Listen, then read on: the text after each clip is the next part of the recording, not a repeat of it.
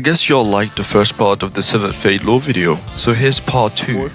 Since last time I've received some interesting news from the dev team. Some other parts were also made public to the rest of the community, but I also received some extra stuff a while ago, with some of it being quite interesting and crucial to the game in the future. So go check out part 1 to understand what we're gonna talk about. In any case, let's begin. The shopkeepers. These two were announced about 2 weeks ago, but I'll be giving you guys more lore and some interesting details and facts about these two shopkeepers. The archivist. If you have spent a decent amount in the EXE community, you would recognize this character from the works of the artist known as Gurenia. Gurenia or Gurenia? I'm not sure. Go check out the comics, trust me, they are really good. Pepper, also known as the archivist, is X's aka Lord X's personal assistant. She also helps Lord X maintain and manage his realm. But there's something important about this version of her. The archivist we see in Severed Fate takes place before the event of Bandando attack. Because of that, she hasn't experienced the emptiness caused by the attack.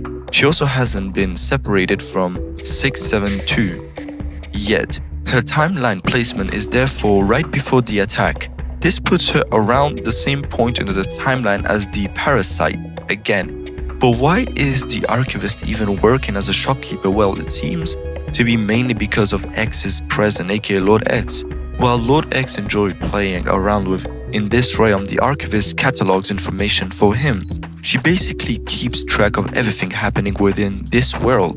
Despite being a shopkeeper, she really doesn't care about the survivors. She's already familiar with them in some way, so she has absolutely no personal interest in helping them.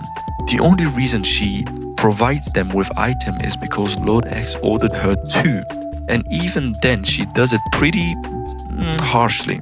So while she may look like a normal shopkeeper, the archivist is actually Lord X's closest assistant, watching everything unfold from behind the scene. And here's some extra info about her. Little fun fact, the music you're literally listening right now is her theme.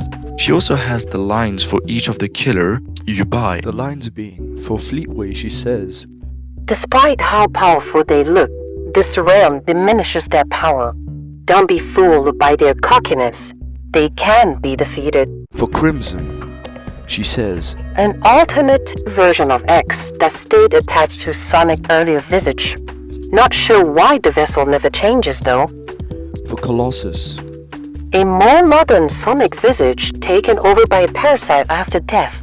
Unlike others, Colossus' methods are much more animalistic in nature." Bad Future, this quote is really interesting. She says, "I've been told stories about her, but I've never seen this thing to speak of. Come back with some information for me, please." Now into our next shopkeeper, aka Wisteria.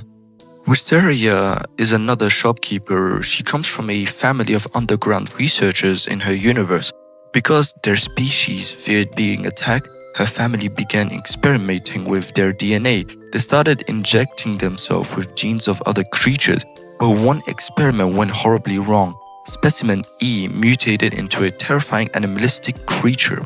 It eventually escaped containment and began massacring everyone inside the facility.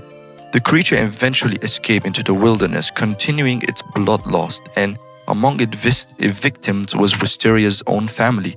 Desperate to save her child, Wisteria received an ultimatum from we do not know who.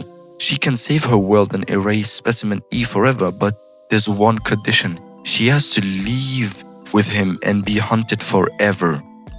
Despite everything she's been through, Wisteria remains an incredible caring and polite. She does have a bit of a sass though, and she's not afraid to show it.